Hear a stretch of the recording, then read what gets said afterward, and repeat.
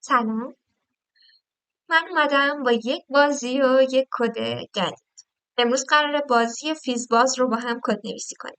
این بازی به ما کمک میکنه که مفاهیم پایه پایتون و شرطی ها رو تمرین کنیم. خب ببینیم مسئله از ما چی خواسته.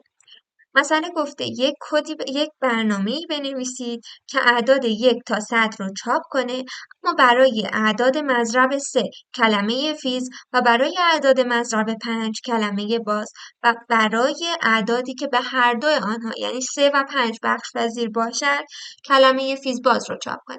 خب من کد از قبل براتون آماده کردم. همطور میتونیم که توابع و فانکشن هایی که توی پایتون تعریف نشدن از قبل و خودمون باید تعریفشون کنیم از کلمه define یا def که اختصاریش میشه استفاده کنیم. def فیزباز، ما الان تابع فیزباز رو تعریف کردیم و از حلقه فور استفاده میکنیم چون از ما مسئله خواسته توی یک رنج خاصی. خب میگیم عددهای ما در رنج 1 تا 101. چرا 101؟ چون همیشه یک عدد قبلش رو برای ما بررسی میکنه و مسئله از ما خواسته اعداد 1 تا 100.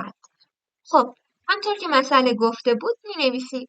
میگیم اعدادی که بر 3 بخش پذیرن و بر 5 برای و از اند استفاده میکنیم. پرینت کن فیز باز رو. دابل کوتیشن یادتون نره. و اعدادی که بر 3 بخش پذیرن کلمه فیز رو چاپ کن برای ما و اعدادی که بر 5 کلمه باز. حالا میگیم در غیر این صورت، یعنی عددی که نه بر 5 نه بر 3 و نه بر دوتای آنها بخش پذیر بود، خود عدد رو برای ما چاپ کن. خب بررسی کرده اینجا برای ما. اعداد 1 تا 100 رو برای ما بررسی کرده. نگاه کنیم ببینیم درست انجام داده. عدد 1 که خب هیچ کدوم بخش پذیر نبوده خودش رو چاپ کرده. 2 هم همینطور. به 3 که رسیده کلمه فیز رو چاپ کرده به خاطر اینکه به 3 بخش پذیر بوده. 4 خودش رو چاپ کرده. به 5 رسیده به 5 بخش پذیر بوده کلمه باز و دوباره به 6 کلمه فیز چون به 3 بخش پذیر بوده. همینطور ادامه داده.